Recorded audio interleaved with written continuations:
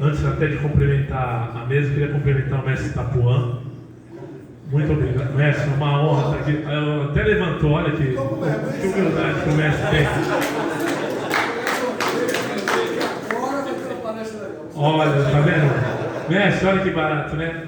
Se eu não me engano, fazem 50 anos que o senhor ganhou o campeonato de formados, não é isso?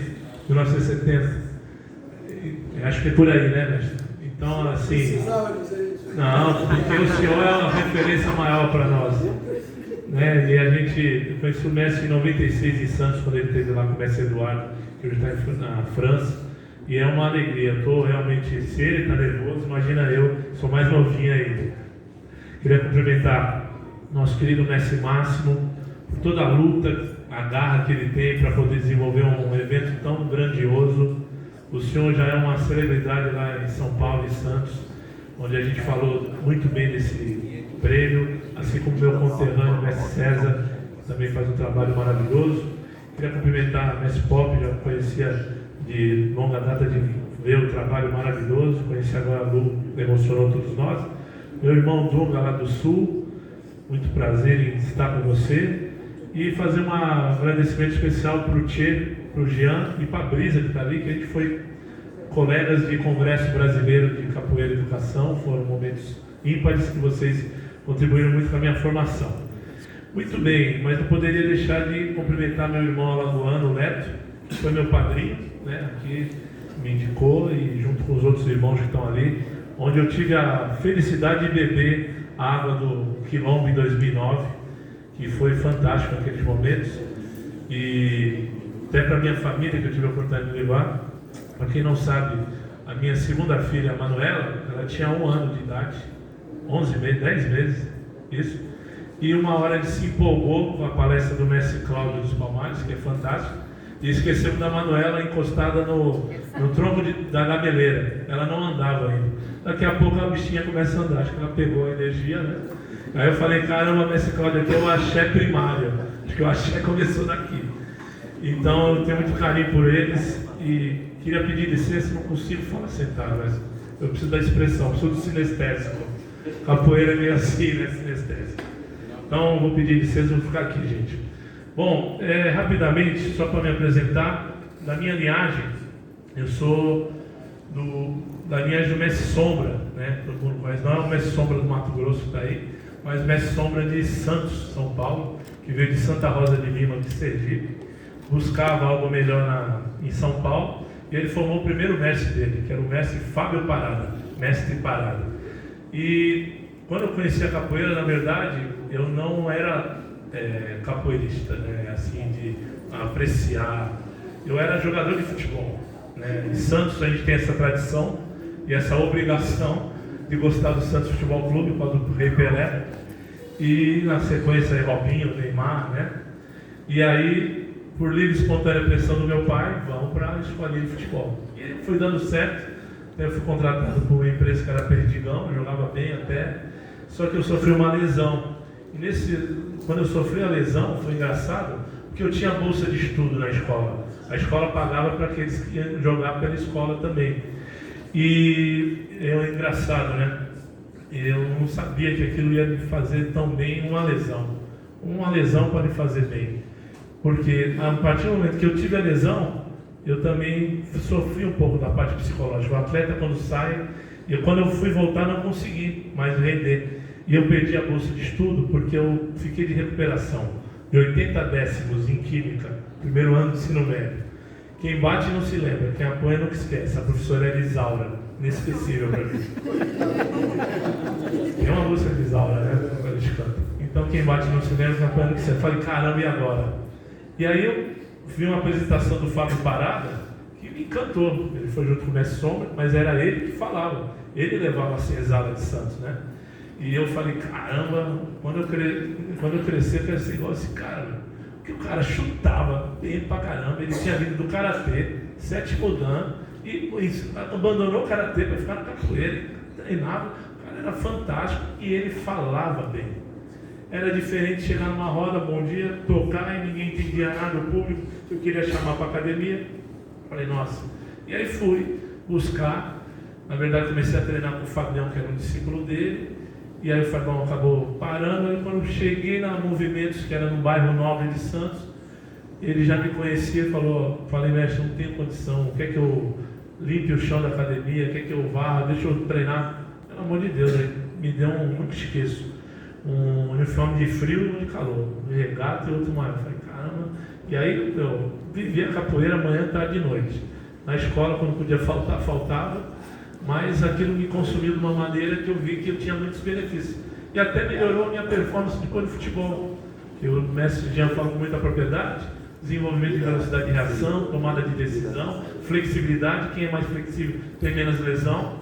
Eu falei, caramba, isso é demais. Mas continuei na capoeira, deixei o futebol para brincar. E foi aí que eu tive um pouco de problema com a minha família. Meu pai, vai fazer capoeira, eu sofri tanto por ser estivador aqui em Santos. Eu vi o que os caras faziam lá no cais, rapaz. Vai fazer uma outra arte. Eu falei, não, meu pai, é isso, é o que eu quero. Queira ou não, é o que eu entendi que me faz bem. Só que eu entendi que não só me fazia bem para todos que estavam ali envolvidos. E minha mãe e meu pai, eles tinham muito essa coisa dos valores humanos, de resgatar. Minha mãe sempre foi uma pessoa que ajudava pessoas com deficiência. Meu pai sempre foi um cara de caridade, tanto que ele faleceu. A herança ficou para mim. Qual a herança? De doar para 10 entidades carentes todo mês, alguma parcial. E a gente continua. Se não financeiramente, com o meu trabalho, hoje que eu vou em algumas instituições dessas. Pois bem, nesse decorrer do tempo, quando eu fui me criando na capoeira, eu vi que faltava de repente uma certa metodologia para a gente ser algum público que estava um pouco excluído. Primeiro, a criança, ninguém queria trabalhar com criança com educação infantil. Muito pequeno, só se tiver uma aptidão física. E aí a gente não entendia, que a gente não enxergava como lidar. Primeira aula de educação infantil que eu fui dar aula, eu falei, boa tarde! 30 crianças, 29 choraram. Porra, eu estou no lugar errado, não é possível. Não é, cara. Você vai em um lugar que tem educação infantil, costuma ter mais tias, né, professoras, o sexo feminino. E eu cheguei lá, grandão, voz grossa, molecada. Quando eu me acocorei e comecei a dialogar e brincar, bate na minha mão, eu tirava e tal, eu comecei a ganhar eles. Com alguma palhaçada, com uma brincadeira, mas com uma prática da capoeira, mas naquele tamanho, né? E eu fui enxergando que eu precisava me reinventar, não só como um graduado, porque o Parada levava a gente para as rodas cabulosas. E ali a gente, eu desafiava um amigo meu, eu falei, eu vou dar 10 ao batido nas costas daquele cara. Vou dar tanta japa. Isso aí passou para mim, porque eu vi que de repente aquilo já me preencheu de uma maneira legal como jovem, mas eu estava crescendo. Mas quando é que isso apareceu? Quando eu comecei a fazer meu primeiro trabalho em crianças em estado de vulnerabilidade social. A gente acha que sabe tudo, mas a criança veio com uma bagagem imensurável. Um dia eu cheguei com uma fitinha do Senhor do Bonfim, que o Mestre Sombra veio aqui, sempre vem beber da água de vocês. E ele me deu, falou, esse tornezeiro de vidro aí que toda hora você se machuca, põe aí, tem o tal do axé. Aí eu falei, então tá bom, mestre, beleza. Só que a fitinha era meia vermelha, só que tanto de eu ir no mar lá em Santos, começou a ficar rosada. E a molecada da periferia, adolescente, tirava uma onda, gosta de testar, adolescente gosta de testar. E fitinha rosa, hein? Que é isso aí? E eu falei, caramba, aí eu expliquei, o Mestre Sombra me deu assim, assado, tá bom. Na aula seguinte, o Parada era muito rígido com a gente pegou o jeito dele, e eu cheguei a servir NPOR, Núcleo de Preparação Oficial da Reserva. Depois eu pedi para o Capitão Romo, que se cesse contingente, pelo amor de Deus, porque eu já dava aula de capoeira, fazia a faculdade de Educação Física, e a minha mãe tinha câncer. Eu falei, eu era filho único, meu pai já muito coroa, da estiva, cheio de artrite, artrose. Falei, caramba, eu preciso ajudar, capitão, pelo amor. Me deixou mais um mês lá, capinando muito mato e usando escova de dente para outras coisas sem ser escovar o dente. E aí, eu gostava de fazer fila, cobrir e tal. Aí quando eu comecei a olhar os caras, porque eu pegava pesado, falei, não é porque é pobre, não vai ser sem higiene. Tem que estar na aula com postura, uniforme, roupa. A instituição dava tudo para eles, banho, cortava o cabelo. Na minha aula tinha que estar bem, porque eles gostavam da aula. Então era esse chaveco. Rapaz, Foi o maior tombo. Não assim de tomar tombo, né? Na roda a gente toma e aprende cada vez mais. Mas a molecada me deu tombo. Porque quando eu fui ver, gente, de 25 moleques que estavam naquele período, 23 colocaram uma fitinha no pé, da mesma cor, no mesmo lugar que eu não sabia, com 18 anos, mestre, a importância que eu tinha para aqueles caras. E aí você vai conversar com a assistência social, os pais são de alto calão. É o Grupo Amigo do Lar Pobre, Rua Silva Jardim 21, tem um mercado municipal, tem uma rampa do mercado, tem até uma lanchonete legal que a gente chama de Mac Rampa, não é o McDonald's, é o Mac Rampa, às vezes vem um X protozoário, mas faz parte, né, para criar a imunidade, tudo bem. E aí a gente, comecei a vivenciar aquilo lá. E na faculdade, eu saí à noite da faculdade 11 horas, em vez de ir para casa, comprei o primeiro Fusquinha, que eu comprei da única dona, tudo peça original. Eu falei, vou passar lá na molecada, que amanhã tem treino, o bicho está pegando. E foi muito legal, porque quando eu cheguei lá, vou ver se esses malandros estão na rua. Eu comecei a me incorporar como educador. Aí eu, caramba, eu vi, quando eu passei assim na curva ali no mercado, eu falei, putz, olha lá o cara, jogando bola na rua, 11h30 da noite. Como é que ele vai treinar amanhã, 7h30, 8 horas? Não vai, esse diabo. Aí eu falei, rapaz, eles me olharam e ficaram branco assim.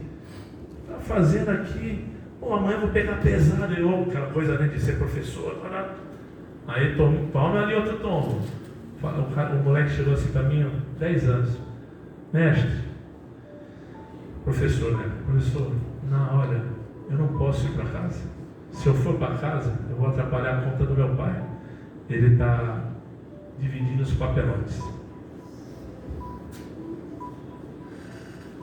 O que eu vou falar para esse cara? Tudo bem, cabe mais um ano no futebol? Vamos jogar. Esquece um pouco isso.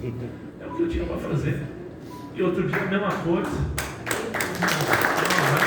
Mestre dele. E no outro dia, igual, minha mãe está com o cliente. E era isso, era a realidade. Eu falei, pô, é isso que eu quero, eu vou enfrentar. E é o beija-flor, né? A gente conversava sobre isso, né? Se eu salvar, o Mestre Pombo de Ouro falou isso comigo hoje. Se eu salvar um, já é um mérito. E olha que legal, 25 anos de trabalho. Eu tenho 2 educadores que eram esses meninos. Fizeram faculdade, tem família, sou padrinho do filho. Caramba, que legal, né?